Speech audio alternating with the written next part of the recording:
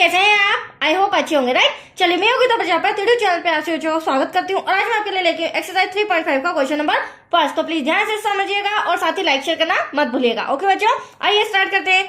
देखिए क्या कहना है, निम्नलिखित समीकरणों के युग्मों में से किसका एक अद्वितीय हल है, किसका कोई भी हल नहीं है, या किसके अपरिमित रूप से अनेक हल हैं। और फिर हमें क्वेश्चन कहा गया है, 3 कंडीशन मैंने आपके सामने पढ़ी।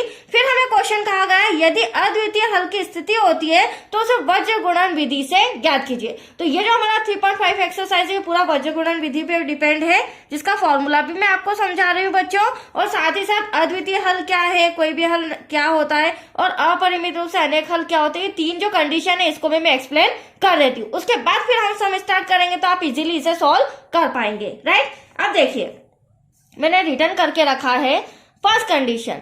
फर्स्ट कंडीशन हमारी क्या होती है, एक अद्वितीय हल हो। आप देख सकते हैं एक अद्वितीय हल कब होगा बच्चों, जब a1 अपॉन में a2 not equal to b1 upon में b2 होगा। और a1 a2 कैसे आएगा तो मैं आपको पहले ही समझा देती हूँ। ये जो हमें समीकरण दिया गया है, फर्स्ट पार्ट दिया गया है सम, तो इस रैखिक समीकरण की तुलना हमें a1 b1 c1 और a2 b2 c2 से करनी होगी। जब हम इसकी तुलना a1 b1 c1 से करेंगे उसके बाद हमें पता चलेगा क्या कंडीशन बन रही है, अद्वितीय हल आ रहा है, कोई भी हल नहीं आ रहा है, या अपरिमित रूप से अनेक हल आ रहे हैं। तो चलिए एक अद्वितीय हल होगा बच्चों तो क्या कंडीशन बनेगी, a1 अपॉन में a2 बराबर नहीं होगा b1 अपॉन में b2 के, राइट।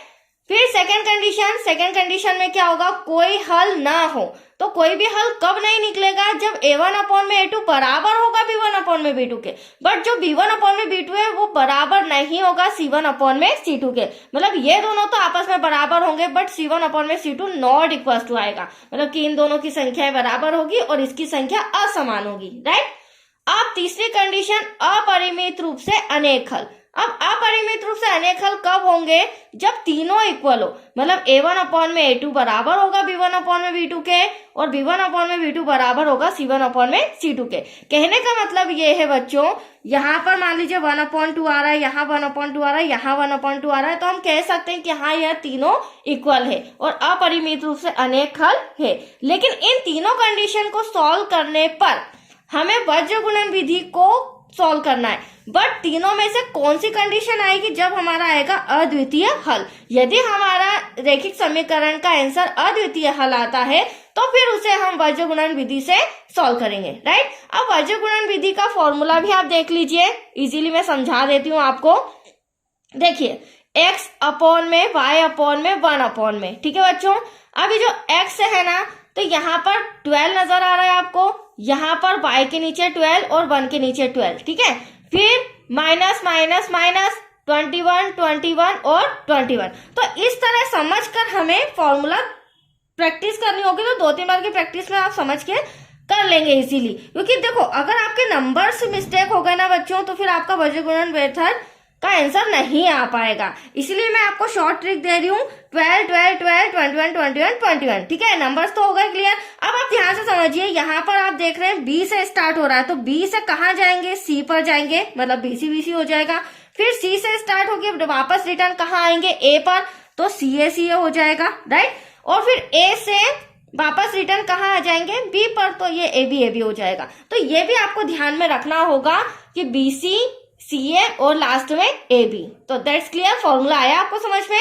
चलिए अब हम आते हैं सम पर, देखते हैं इन तीनों कंडीशन में क्या कंडीशन बन रही है। लेकिन उससे पहले हम निम्न समीकरणों की तुलना करेंगे।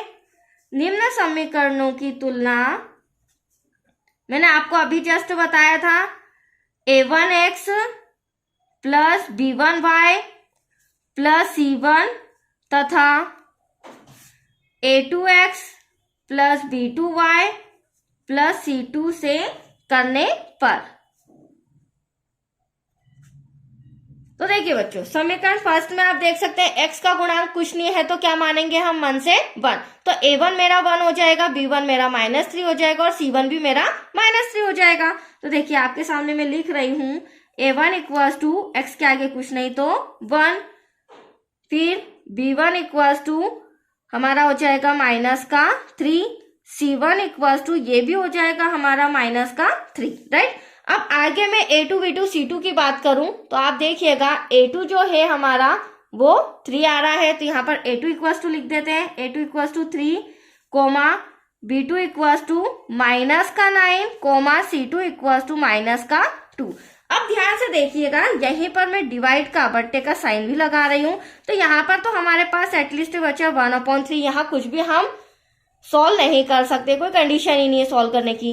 बट सेकेंड कंडीशन में आप देख रहे होंगे माइनस से माइनस कैंसिल हो रहा है और 3 से 3 1 जा 3 3 जा 9, तो यहाँ पर हमारे पास क्या बच रहा है बच्चों 1/3। आगे बढ़े तो माइनस से माइनस कैंसिल, बट ये एक दूसरे से कैंसिल नहीं हो सकते, तो यहाँ पर हमारा आ रहा है 3/2। तो अब आप देख सकते हैं A1/A2 बराबर आ रहा है B1/B2 के, बट जो B1/B2 है वो बराबर नहीं आ रहा है C1/C2 के, तो यहाँ नॉट इक्वल्स टू आ रहा है। That's clear, not equals to आ रहा है। और फिर हम यहाँ पे इंस्ट्रक्शन भी लिख लेते हैं, जो हमारा फॉर्मूला था A1/A2 equals to B1/B2, then B1/B2 not equals to C1/C2। अब ये तीसरी कंडीशन हमारी इक्वल नहीं आ रही है, तो अब तीनों कंडीशन में क्या बन रही है, तो आप देख सकते हैं सेकेंड नंबर का हमारा सॉल्यूशन आ रहा है A1/A2 equals to B1/B2, B1/B2 not equals to C1/C2, मतलब कोई हल नहीं होगा। और जब कोई हल नहीं होगा तो सेम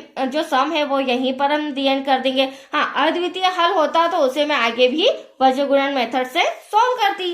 तो यहाँ पर दैट्स योर आंसर। अतः यहाँ कोई भी हल नहीं होगा, और जब कोई भी हल नहीं, ये वाली कंडीशन आ रही है, तो हम इसे वज्र गुणन मेथड से सॉल्व नहीं कर सकते। तो आया आपको समझ में बच्चों? इसी तरह के 3 पार्ट और है, फर्स्ट पार्ट तो मैंने अभी करा दिया है, नेक्स्ट वीडियो मिलेगा आपको सेकेंड पार्ट से रिलेटेड। Okay, thank you.